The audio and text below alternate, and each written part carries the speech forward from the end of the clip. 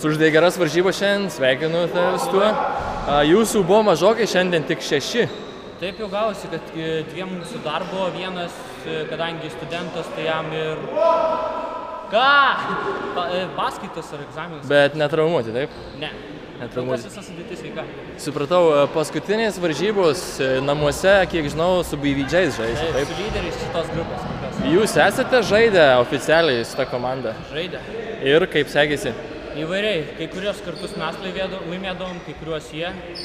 Visai būtų. Supratau. Na, tikimės labai įdomių varžybų ir linkim sėkmės. Ačiū. Tai tiek.